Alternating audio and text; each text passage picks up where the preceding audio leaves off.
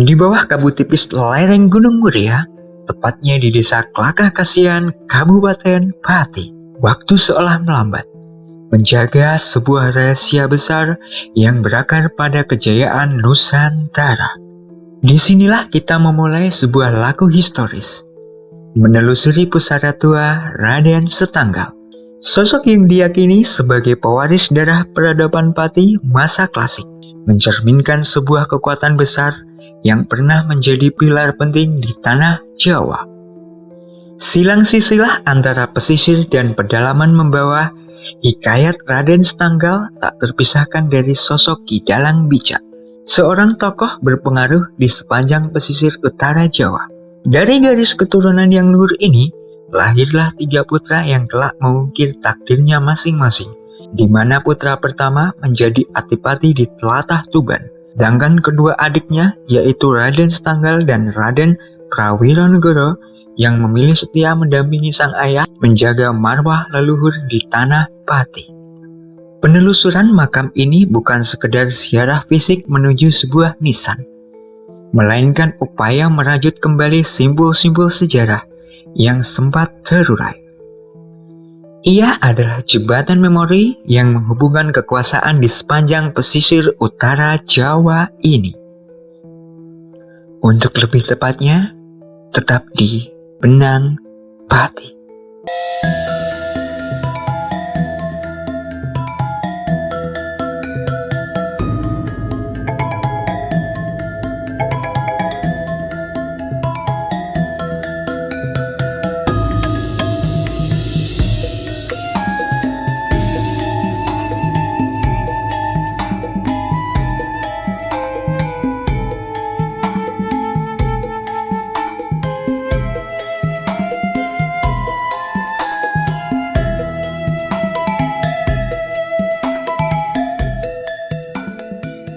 Perjalanan menuju Bukit Keheningan ini adalah sebuah ritual transisi. Meninggalkan hiruk-pikuk alun-alun Pati, kita berkendara selama 30 menit menuju jantung Kecamatan Gembong. Perjalanan kemudian membawa kita memasuki gerbang desa yang asri, melintasi hamparan perkebunan yang menghijau, serta melewati jembatan tua dengan pohon beringin besar yang berdiri bak penjaga gerbang waktu. Langkah kaki berakhir di sebuah jalan setapak yang menuju perlahan menuju bukit. Kita berada di makam Raden Setanggal di Kecamatan Gunung, tepatnya di desa Klakah Kasihan. Ini makamnya di atas ya. Ya Mas Cilik, ini. Oh iya Mas, iya Mas. Ada temuan. Ya, kelihatan ini bata kuno Mas ini. Tebal ini ukurannya Mas. Ini seperti ada di makam Mbah Citra Diwiryo Pati Kulon, dan juga seperti di Mbah Ratu Sekar Kurung ini Mas.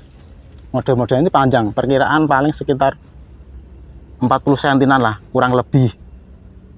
Ini juga loh Mas ini.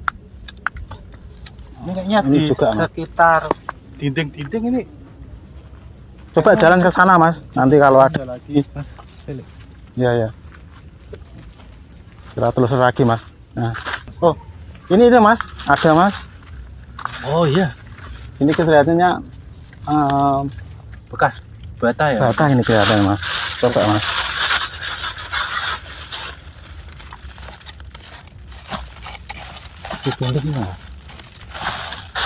Ini enggak pecahan Mas, tapi sudah Pecah. sudah agak rusak. Nah, ini juga Mas.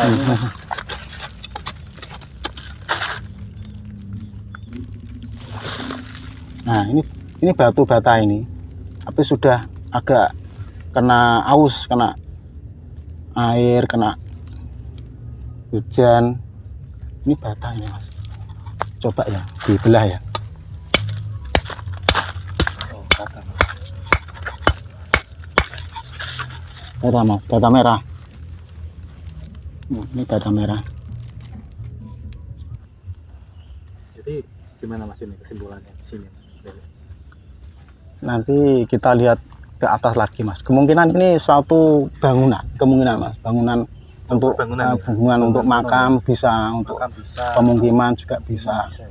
Coba kita lihat ke atas lagi kalau ada penemuan lagi Mas. Ini pecahan bata kuno banyak loh Mas. Ini juga ini juga Mas. Jalan ini. Ini enggak bisa Mas ya, enggak bisa. Ini juga bata. Kita coba ke atas Mas. Nah, ini ada yang menarik Mas. Iya, siap Mas.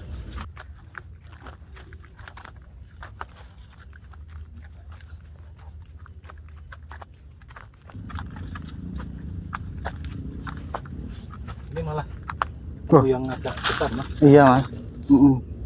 Iya Mas. Bata ini. Kelihatan tebalnya Mas. Ini untuk ketebalan kurang lebihnya sekitar 7 sentinan lah. Besar ini Mas. Tapi sudah haus. Mantap. Aduh.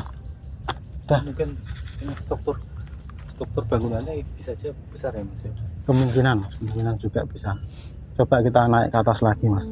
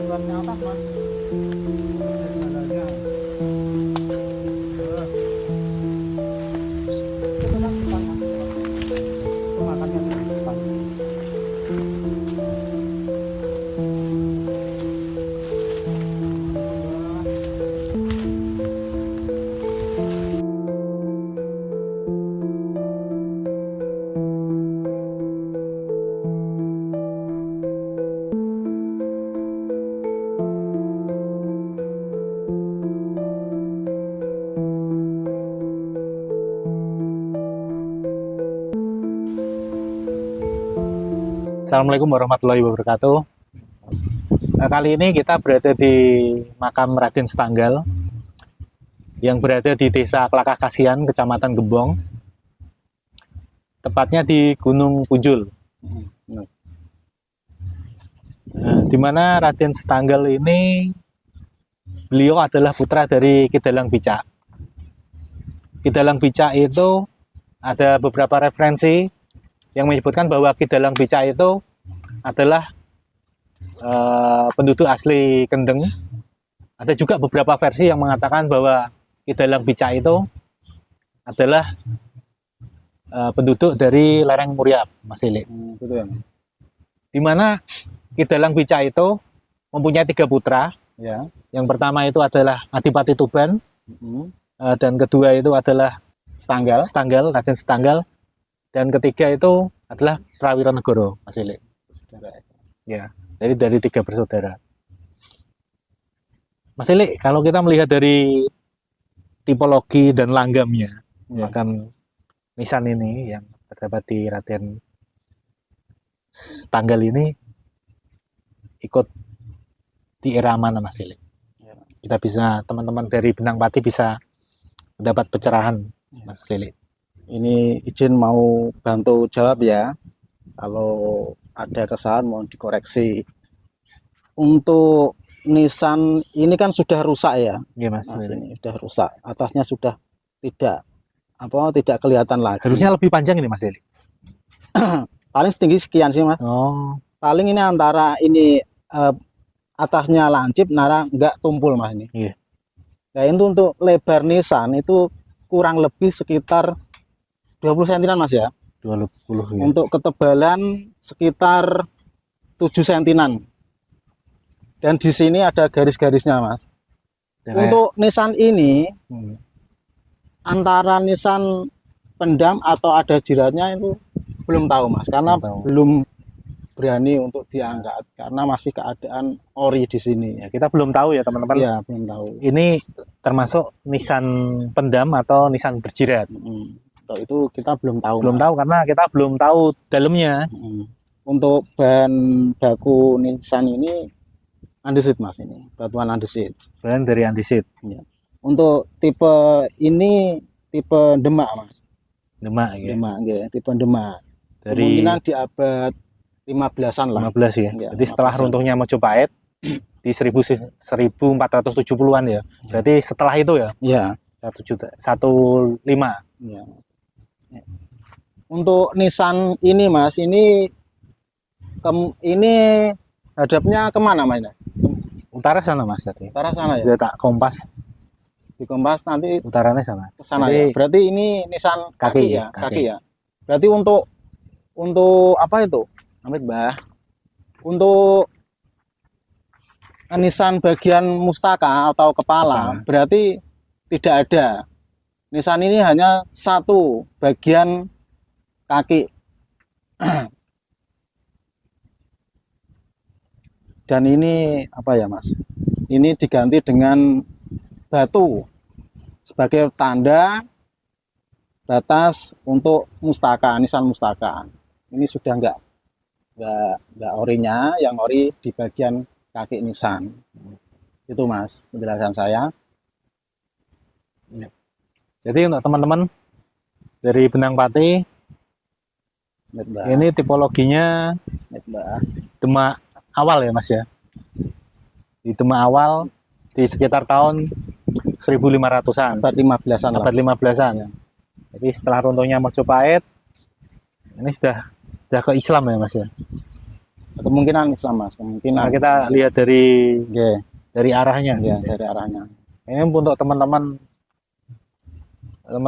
penggiat sejarah, kita mohonlah untuk anak-anak muda seperti nisan-nisan ini mungkin bisa dirawat ya Mas Lili. Iya, iya. Jangan sampai diambil atau yang bosok sekarangnya dibuat jimat ya Mas. Karena ini adalah satu Jadi pelihara lah situs pokoknya. kita agar kita tahu ibaratnya kita tuh mbah kita tuh dulu seperti apa, sebelumnya kita seperti apa Mas Lili. Mas Lili, Ya. tadi kan kita di bawah sudah menemukan pecahan-pecahan bata kuno ya Mas. Iya, iya. Dimana sekarang di makam ini kita menemukan ini ada beberapa pecahan-pecahan Potongan ya, potong-potongan bata merah. bata merah ya Mas Iya. Lili. Ini Mas contohnya Mas. Iya, iya. Mas Lili. Iya, Mas. Iya, Mas, ini data kemungkinan ini panjangnya ini seperti contoh di makam Mbah Ratu Sekarkurung Mas. Untuk motif untuk cetakan bata seperti ini kemungkinan lebarnya sekitar 39-40 sentinan. Untuk ketebalan 5 cm ini. Tipis ya Mas hitungannya. 5 cm. Ini banyak ditemukan di makam Mbah Ratu Sekarkurung. Untuk contohnya ada ini. Ini juga ada Mas. Nah, ini juga ada Mas. Nah, Itu lebih tebal sedikit ya Mas. ini agak tebal sedikit. Tapi sama Mas. Itu sama-sama. Contohnya ada di makam Mbah Ratu Sekarkurung. Ada. Jadi kemungkinan di sini dulunya ada peradaban ya Mas ya. Ada kayak bangunan gitu. Ya? Iya, tapi ada bangunan Mas. Ada bangunan, struktur bangunan lah di sekitar sini. Dan kemungkinan ini masanya bertumpuk ya Mas Felix gitu. Karena kita menemukan yang di bawah itu kan lebih tebal ya Mas ya. Iya, iya, Mas. Iya. Nah, di sana itu memang di bawah tadi memang 7 cm ya, 7 Mas. cm ya. Nah, ini kan 5 sentinan. Dan dari bahannya itu kayaknya lebih keras ya. Ya, Mas, untuk periodenya kemungkinan ke bawah. ke bawah yang 15 sampai 16 paling ada itu di bawahnya. Jadi teman-teman yang kita temukan 16, di bawah tadi 17 ada, Mas. bata-bata kuno itu masanya lebih tua daripada yang kita temukan sini Mas Lili ya. Ini malah lebih sepuh mas kelihatan. Malah lebih sepuh. Sepuh mas. Tapi keadaannya di bawah tadi teman-teman, yang di dinding-dinding bebatuan itu tadi. Ya, teman-teman. Mas Lili, Iya mas. tadi kita perjalanan setelah menempuh perjalanan sekitar 30 menit dari bawah ya Mas. Iya. Kalau kita lihat suasana di sini, kebetulan di atas bukit ya Mas Lili. Iya. Pohon-pohonnya juga masih Jati, rindang, besar. jati terus apa itu mas? Pohon-pohon besar itu. Pohon-pohon Perkebunan mas. perkebunan kopi, Kopi, ya. juga ada pisang, talas. Sales untuk sekitaran makam Mbah Raden Setanggal ini. Lagi kemungkinan sini ya belum terlalu banyak orang yang sampai ke sini ya Mas Lili. Ya, Ya. belum ada yang tahu lah, banyak yang tahu lah. Semoga kedepannya tetap asri Mas Lili. Ya, amin amin. Masih bisa dijaga sama teman-teman Dan bisa agar bisa ke sini untuk ibaratnya kita meditasi atau memanjatkan doa-doa bisa tenang Mas Lili. Mas Lili, karena ini waktu sudah menunjukkan hampir jam 6 ya Mas Lili, Ya, Mas, karena gerimis juga. ya cuaca juga sudah mendung, gerimis juga. Mari Sebelum kita akhiri penelusuran kali ini di Raden Raden Setanggal. Raden Setanggal, kita berdoa dulu aja Mas ya. Oke. Berdoa masing-masing aja mas ya. Oke. Bismillah. Iya.